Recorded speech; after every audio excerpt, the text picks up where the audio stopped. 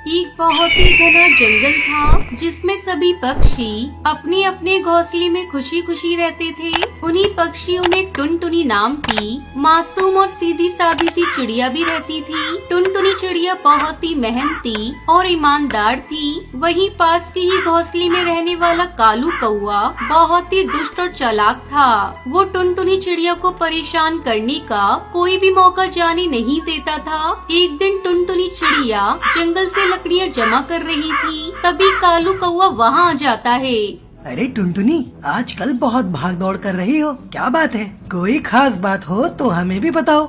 देखो भाई, जल्दी ही मेरे बच्चे इस दुनिया में आने वाले हैं। आपको तो पता ही है, बरसात का मौसम आने वाला है, इसलिए मैं अपने होने वाले बच्चों के लिए एक सुरक्षित और सुंदर घर तैयार कर रही हूँ, ताकि मेरे बच्चे हर तरह के खतरे से महफूज रह सके। अरे टुनटुनी बहन, ये तो तुमने बहुत अच्छी खबर सुनाई। चलो जल्दी जल्दी अपना घर तैयार कर लो, अब बरसात में ज्यादा समय नहीं है। हाँ भाई, मैं तो सचमुच बहुत ही खुश हूँ। जल्दी मेरा भी अपना परिवार होगा, मेरे बच्चे होंगे, अपना घर होगा। ज्यादा खुश होने की जरूरत नहीं है टुनटुनी, अब मैं भी देखता हूँ तुम अपना घर कैसे बनाती हो। आई बड़ी बच्चे और घर का सपना देखने वाली। टुनटुनी चिड़िया कालू कौवे के इरादे समझ नहीं पाती। वो रात दिन मेहनत करके एक एक तिनका चुनकर अपना घर बना लेती है। एक दिन टुनटुनी चिड़िया अपना घोंसला छोड़कर दरिया पर पानी पीने जाती है, तभी कालू कौवा वहाँ आ जाता है। अपना घर ऐसे कोई छोड़कर जाता है क्या? बेवकूफ टुनटुनी, अभी मजा चखाता हूँ इसे। आज तो इसके रोने चिल्लाने की आवाज सुनकर दिन ही बन जाएगा। इतना कहकर कालू कौआ टुनटुनी का बनाया हुआ घोंसला पेड़ की शाखा से नीचे गिरा देता है। टुनटुनी का सपनों का आशियाना टुकड़े टुकड़े होकर बिखर जाता है। थोड़ी देर में टुनटुनी चिड़िया पानी लेकर लौट कर आती है तो देखती है उसका घोंसला जमीन पर टूटा हुआ पड़ा है।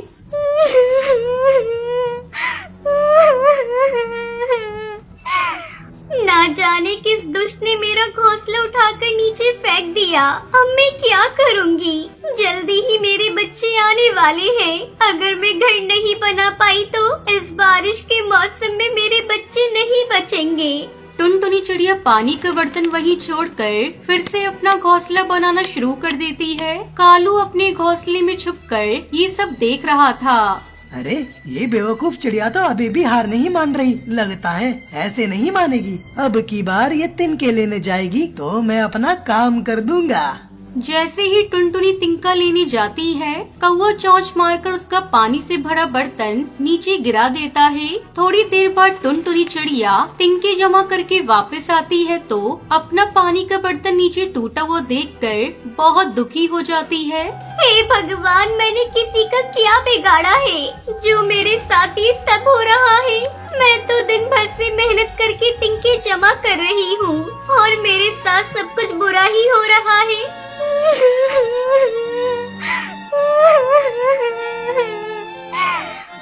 चिड़िया की रोने की आवाज सुनकर बुलबुल चिड़िया वहाँ आ जाती है। अरे टुनटुनी बहन जी, क्या बात हो गई जो आप ऐसे रो रही हो? थोड़ा सब्र करो बहन, मुझे बताओ आखिर बात क्या है? बुलबुल बहन, मैंने दिन रात मेहनत करके अपना घोंसला बनाया था। जब मैं पानी लेने गई तो ना जाने किसने मेरा घोंसला तोड़ दिया। मेरे बच्चे आने वाले हैं, इसलिए मैं फिर से घोंसला बनाने के लिए तिनके लेने गई तो मेरे पानी का बर्तन भी किसी ने नीचे गिराकर तोड़ दिया।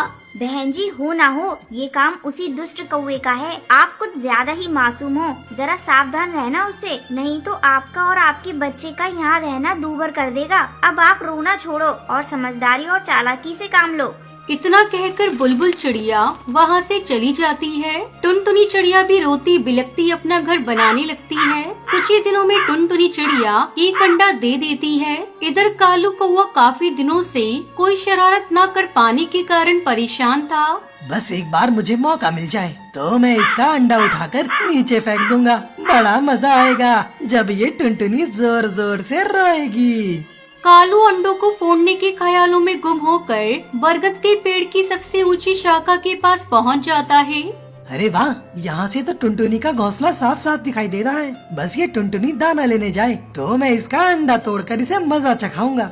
टुनटुनी चिड़िया को देखने में व्यस्त वो ये देख नहीं पाता कि वो एक बाज के घोंसले के पास पहुंच गया है। कालू कौवा कुछ समझ पाता इससे पहले ही बाज के एक जोरदार हमले से वो नीचे गिर जाता है। कोई है? कोई मुझे बचाओ! अरे कोई पानी का एक बूंद दे दो! अरे मेरी कोई मदद करो! अरे कोई है? कालू का गला प्यास से सूख रहा था, उसके जख्म से खून बह रहा था, वो दर्द से झटपटा रहा था। तभी टुनटुनी चिड़िया और बुलबुल चिड़िया कालू की चिल्लाने की आवाज सुनकर वहाँ पहुँच जाती हैं। अब आया ना ऊंट पहाड़ के नीचे, अब इस कौवे को पता चलेगा कि भूख प्यास और तकलीफ क्या चीज होती है। अरे मरने दो इस कौवे को यहाँ पर ही। मैं तो कहती हूँ टुनटुनी बहन आप भी अब जाओ और जाकर आप सुकून से अपने घर में रहो। आज इस कौवे के साथ ही सारी मुसीबत भी खत्म समझो। नहीं नहीं बुलबुल बहन, आप ऐसी बातें क्यों कर रही हैं? एक घायल पक्षी की मदद करना हमारा फर्ज है। अगर हम सब पक्षी भी कौवे की तरह सोचने लगेंगे तो उसमें और हमें क्या अंतर रह जाएगा? हमें कौवे की मदद करनी चाहिए। टुनटुनी बहन जी, आपकी मुसीबत खुद खत्म हो रही है और एक आप हो कि फिर से इस चालाक दुष्ट कौवे की मदद करना चाह रही हो। आप ही करो ये फिजूल भलाई। मैं आस्तीन के सांप को नहीं पालती। हाँ। बुलबुल चिड़िया टुनटुनी चिड़िया की बात सुनकर नाराज होकर वहाँ से चली जाती है। टुनटुनी चिड़िया उड़ते हुए अपने घोंसले में जाती है, लेकिन उसे पानी भरकर लाने के लिए कोई बर्तन नहीं मिलता।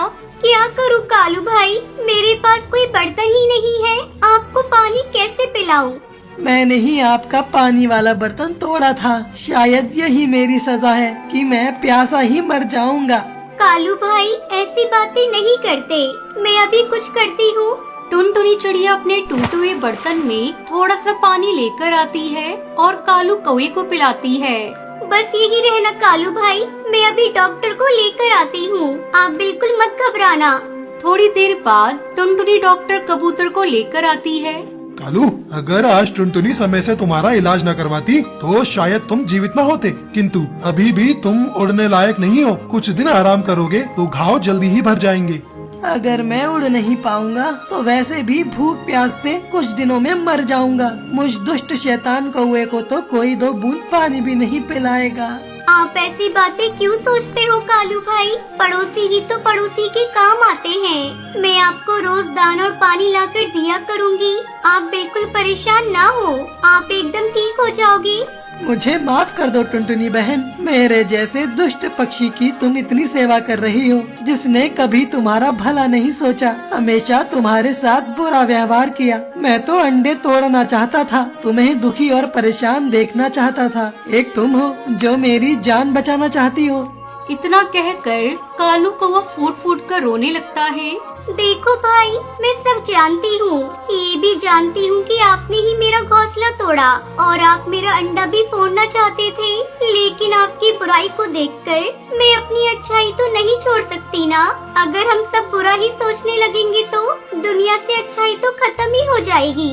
दूसरों को तकलीफ में देखकर मुझे बहुत मजा आता था। आज मुझे दर्द और तकलीफ का असली मतलब समझ में आ गया। अब मैं कभी भी किसी पक्षी को परेशान नहीं करूँगा, हमेशा सबके काम आऊँगा। और इस तरह एक मासूम सी टुनटुनी चिड़िया ने एक दुष्ट कौवे को भी अपनी तरह सच और अच्छा पक्षी बना दिया। इस कहानी से हमें सीख मिलती है कि अपने बुरे कर्मों का फल हमें जरूर भुगतना पड़ता है और अच्छाई से किसी का भी हृदय परिवर्तन किया जा सकता है।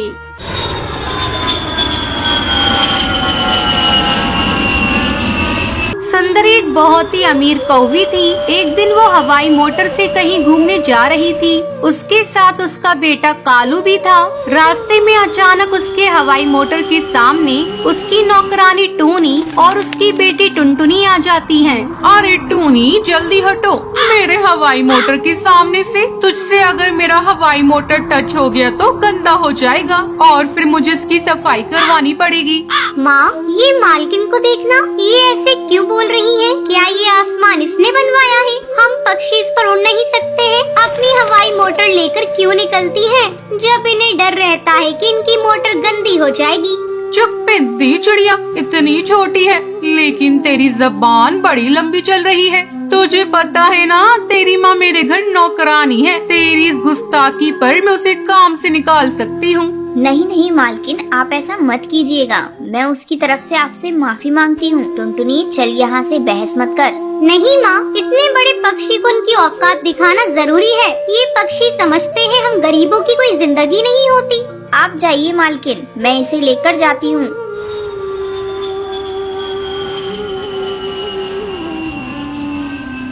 अगले दिन कालू अपनी माँ के पास आकर खाना मांगता है। माँ, मुझे भूख लग रही है, मुझे कुछ खाने को तो दो।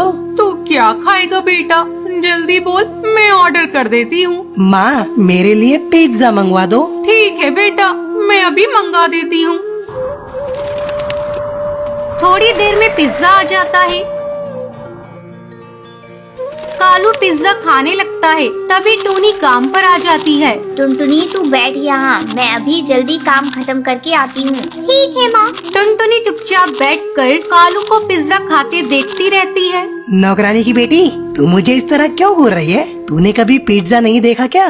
नहीं खाया है, तभी तो तुम्हें देख रही हूँ। खाएगी क्या? नहीं, अपना पिज्जा अपने पास रखो। मेरी माँ मुझे रोटी बना कर देती है। ये पिज्जा विज्जा तो तुम जैसे अमीरों के खाने होते हैं। मेरी बॉडी को देखो, रोटी खाकर मैं कितनी मजबूत और खूबसूरत हूँ। और तुम्हें तो हवा का झोंका उड़ा कर ले जाएगा। माँ, जल्दी आओ, ये नौकरानी की बच्ची मुझसे लड़ाई कर रही है। क्यों रे टुनटुनी, हर जगह झगड़ा करती रहती है? तेरी माँ ने तुझे यही सिखाया है? तुम गरीब पक्षियों के पास केवल जबान है, वही चलाते हो।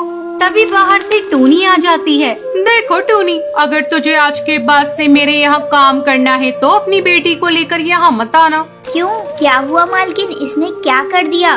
तो देख नहीं रही है, तेरी बेटी कितनी बदतमीज है और बदतमीजी से बातें करती है। मेरे फूल से बच्चे को सिर रुला दिया। चलो आओ टुनटुनी, मालकिन से माफी मांगो, नहीं तो मैं तुझे पीट दूंगी। लेकिन माँ, मेरी कोई गलती नहीं है। कालू ने ही मुझे चिढ़ाना शुरू किया था। वो बार बार मुझे पिज्जा दिखा दिखा कर चला रहा था। बेटा, इन बड़े लोगों से झगड़ा मोल लेना ठीक नहीं। तू माफी मांग ले। नहीं माँ, मेरी कोई गलती नहीं है, मैं माफी नहीं मांगूंगी। रहने दे टूनी, रहने दे। तेरी बेटी की माफी की मुझे कोई जरूरत नहीं है। टूनी अपनी बेटी को लेकर घर चली जाती है। बेटा, तू तो जानती है, इन अमीरों के घर काम करके ही तो हमारा घर चलता है, तो क्यों इनसे झगड़ा करती है? माँ, तुम कल से काम पर नहीं जाओगी। हम लोग घर पर पापड़ बनाकर बेचेंगे। उससे जो भी पैसे मिलेंगे उससे अपना गुजारा कर लेंगे। ठीक है बेटा, जब तेरा यही मन है तो मैं कल ही से घर पर पापड़ बनाना शुरू कर दूंगी।